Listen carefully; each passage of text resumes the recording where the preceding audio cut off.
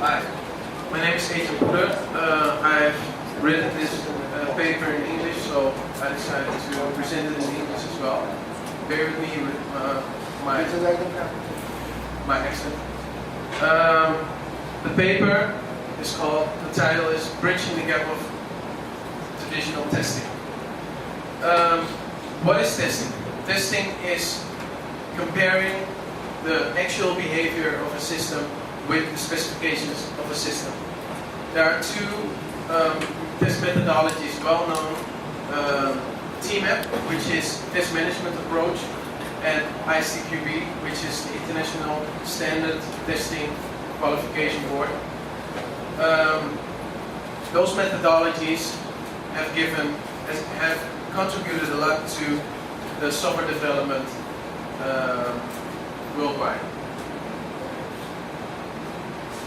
I chose to talk about traditional testing and the gap of traditional testing because I believe that there is a gap. What is traditional testing? Traditional testing is not an actual method, test method, but it does imply that we have become comfortable in using everything that TMAP and ITPV offers in testing software. There's nothing wrong with that, but there's a close relationship between testing, software testing, and the software development lifecycle. What is the software development lifecycle? It's the end-to-end time and effort that is needed to produce a software product. If you take a look at the history of software development, this illustration shows that they work with dedicated teams, and every team works on a specific level.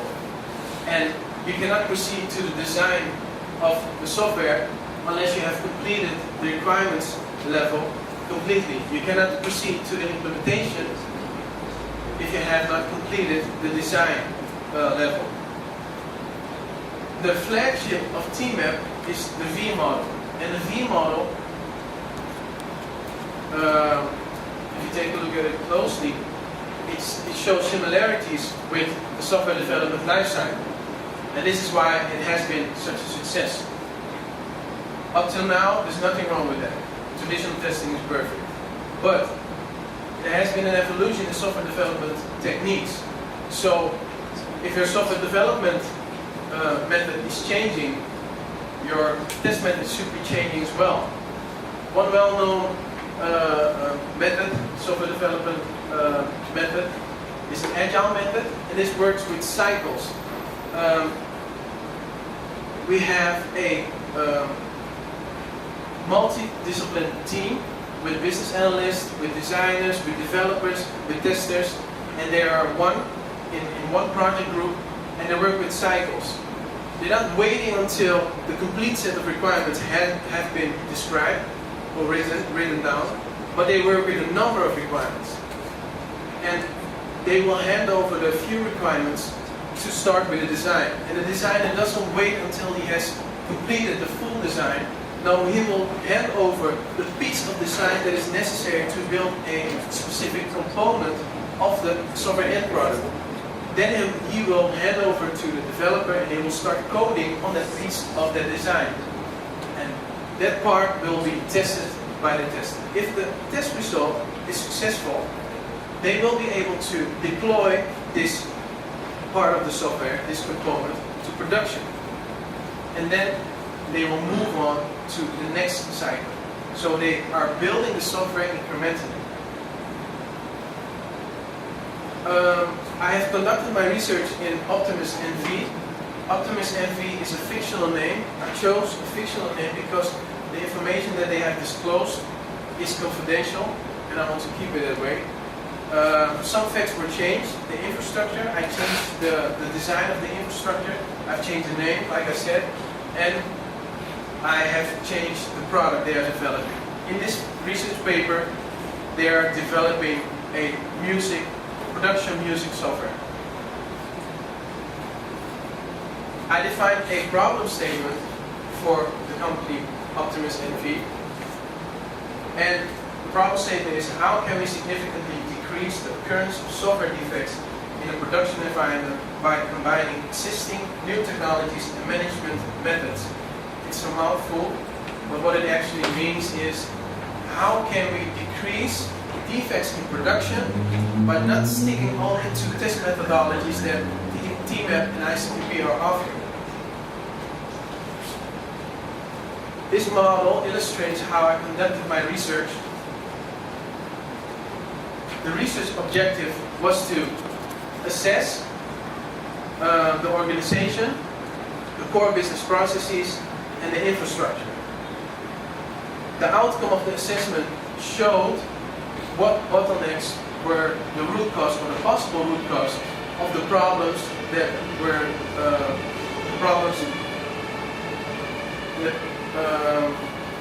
the probable cause of the defects in production.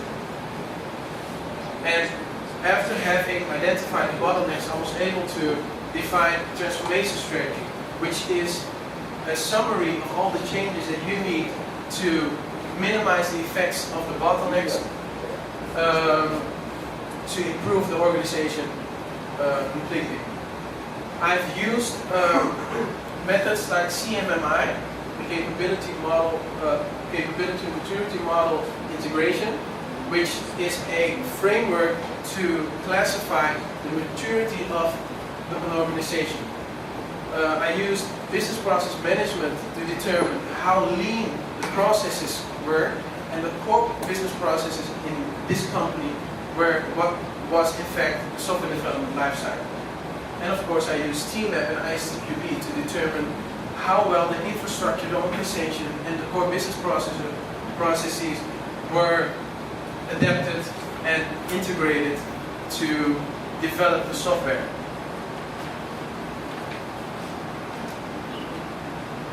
The core business processes have been improved by this design. You'll notice that there are T's at every validation in this swim lane has a T. And you have 5 departments: the end user, the design team, the development team, the test team, and the infrastructure team. And what is important here is that the T is illustrating that the validation has to be done by an objective professional tester. An objective professional tester will not determine how well this product is based on his interpretation. He will compare it to the documentation that has been disclosed as a quality standard. I have divided in this design the development environment and the test environment, because you could have the state-of-the-art structured test methods, but if you don't conduct this, if you are executing these methods in these test scripts on a test environment that is not representative, you will have test results that are not valid, even if they are all successful. Like I said, there is a gap. I believe there is a gap, and the gap is growing if we only take a look at what TMAP and ICTP are offering. One way to determine the outcome, the successful implementation of software, is to take a look at the business value of software. ITIL version 3 has a model, the value creation model, and the value creation model allows us to determine what the product business value is. It focuses on 2 sides. It's the functionality side, and it's it focuses on how the functionality is meeting the standards, but it takes a look at is the product, is the end user able to use the product as intended. So you're not taking only a look at is it fit for purpose, but is it fit for use as well. The infrastructure, the design that they disclosed had not lacked the detail needed to improve the infrastructure. So with interviews, I've gathered the information, and this is the design for the infrastructure. With this, and this overview doesn't only illustrates the overview of what is of the infrastructure, but it allows us to virtualize the infrastructure based on this detailed information. I have a cost comparison,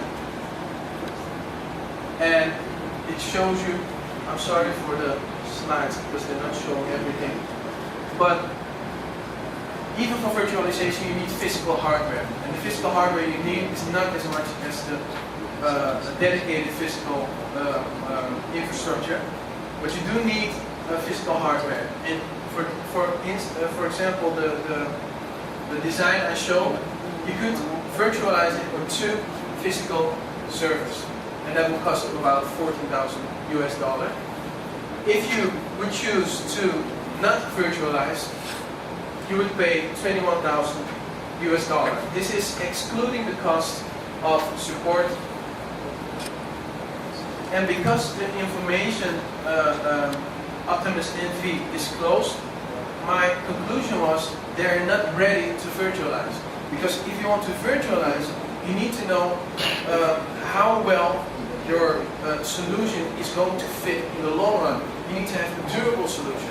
So just telling them, well, choose the most advanced futuristic virtualization solution, they will end up with problems because they don't have the skills to actually manage the solution. What I did, I summed up a number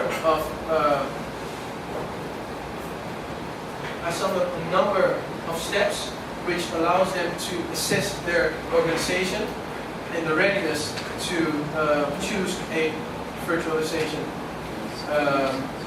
solution. They need to design the infrastructure. We have done that for them now. They need to define and prioritize the requirements. What do they actually want?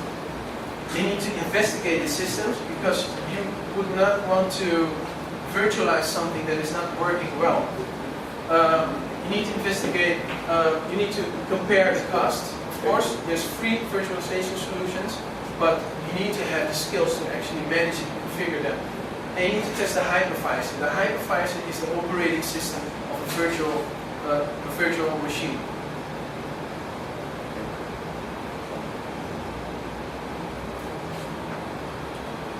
Okay, what I believe I've achieved is CMMI. This method allowed me to actually measure the maturity of the organization, and like I pointed out earlier, you need to have the skills in an organization to actually work with the solution you are implementing. Like my co-student said earlier, the soft methods and the hard methods. You have nothing, on a short run you will have something added as value if you have the hard methods, but if you're not able to manage it, to troubleshoot it, you will end up with problems. Business process management allowed me to make the software development lifecycle leaner and less error prone.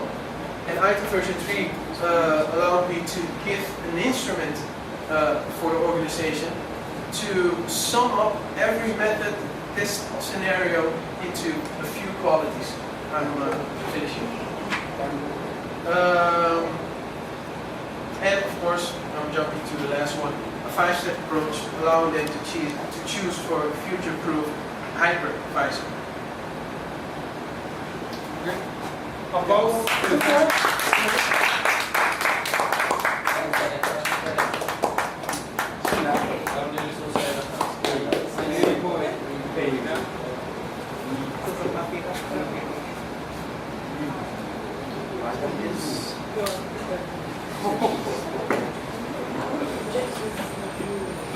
Ik denk dat veel mensen hier het met me eens zijn dat Etienne een indrukwekkend verhaal heeft gehouden.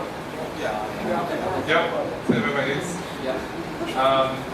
Velen van jullie weten dat Etienne ook gesproken heeft op de ICT Summit van dit jaar. Waar een aantal spreekslots van IMIT-studenten waren. Etienne heeft er 2 verzorgd, eentje namens IMIT en eentje namens het bedrijf Misabi, waar hij werkt. Ja, ik vind het indrukwekkend. Ook hier iemand aan het woord die heer en meester is over het onderwerp. Het is zijn vak. Hij weet alles over dit vak. Hij kan alle vragen over dit vak beantwoorden. Er zit overigens wel een addertje onder het gras, weet je. Je hebt een... Ja, moet ik erbij vertellen? Oké. Melissa vindt dat ik erbij moet vertellen dat Eetje een tweedejaars student is. En eigenlijk op een niveau is toch waarbij, nou ja, je zou kunnen zeggen, toch, hij is eventjes wat sneller dan de gemiddelde student, kun je zeggen. Er zit wel een klein addertje onder het gras. Als je dus heer en meester bent over je onderwerp, dan bestaat het gevaar dat jouw publiek, of dat je veronderstelt dat jouw publiek ook op een bepaald niveau is. Hè? En kijk, je hebt een glossary heb je in je paper, een glossary, een samenvatting van, of een opsomming van belangrijke begrippen die gebruikt worden. En daar vind je dus 2 woorden niet in terug die ik wel graag toegelicht zou willen zien. Je hebt de afkorting ITPV heb je gebruikt. In dezelfde adem als teamer. Ik zou dat wel graag toegelicht willen zien wat ITPV nou precies is. En er werd nog een andere term gebruikt die ik, hoewel ook werkzaam zijnde al jaren in de ICT, ook niet direct herkende. Die hypervisor, die zou ik ook nog wel wat meer toegelicht willen zien. Dit is 2 begrippen waarvan jij veronderstelt van nou, wij kennen ze allemaal toch, maar dus daar zit een klein beetje aan het onder het gras. Graag wat meer uitleg daarop. Kort. ICQB is the International Standard Testing Qualification Board, and it is the equivalent of TMAP. In my opinion, it's more practical than test management approach. And if you take a look at the life cycle of the test methodology of TMAP, they have improved, which is a good thing. They have changed the method, but the ICQB was more developed in the sense that when it was introduced, it catered more to the specific dynamics of software development. That is ICQB, and it's an international certified diploma. Yes. The hypervisor is the operating system of virtual machines. So just as your machine needs a Windows 8, a virtual machine needs a hypervisor. And the hypervisor is what binds every virtualization solution to enable virtual machines. Okay, and Hyper-V is an afkorting from hypervisor. Hyper-V is a brand vendor, which is part of Microsoft. And Okay. I'm closing. Ja. Luister nou, jullie moeten onderwerpen laten voor die nieuwe studenten die hier zijn. Ik zie hier 6, 7 studenten. Wat is Hyper-V? Wat is hypervisor? Boys, jullie hebben genoeg onderzoeksvragen hier zo. Ja? Ik wil de praktijk bezoeken. Ja, Rayen, als Delft afgestudeerd. Dankjewel Eetje voor echt een prachtige presentatie. Ik moet erbij zeggen, wat ik hier zie, zit je al gewoon bijna op masterniveau TU. Zeg maar de manier van presenteren, de manier hoe je structuur aanhaalt, is echt prachtig om te zien. Tuurlijk zijn er altijd dingen die kunnen verbeteren. De eerste wat me opviel, wat ik raar vond in de probleemstelling was, je noemde het stuk bridging the gap of traditional testing. Maar dan dacht ik, als je iets bridge, waar bridge je het naartoe? En dat staat niet in de titel vermeld. Dus daarin dacht ik van, dus misschien zou ik eerder als ondertitel doen.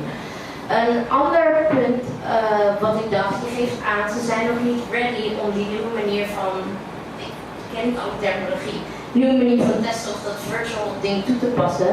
Wat ik dan graag had gezien, is ook een roadmap hoe ze daar wel over 1, 2 of 3 jaar kunnen zijn. Want je hebt die kennis, je weet precies welke stappen. Wat moeten ze doen om daar wel te komen? En dan had ik nog één vraagje, het was me niet helemaal duidelijk. Passen ze die nieuwe manier van cyclustesting, waarin het in cycli wordt getest, pasten ze dat toe bij het bedrijf of wilden ze dat gaan toepassen? Oké, voordat je antwoord. Dit is onze toekomstige docent bachelorklas. Gaat switchen met Tom. Dus die mensen die hier zijn, die weten wat ze kunnen verwachten. Ik wil even voordat Poeder antwoord geeft, duidelijk maken dat hij heeft een paper ingediend van 50 pagina's. Met 10 deelvragen. En wij hebben hem gevraagd om het terug te brengen naar 20 pagina's. Dus wie weet staat alles wat jij wil weten.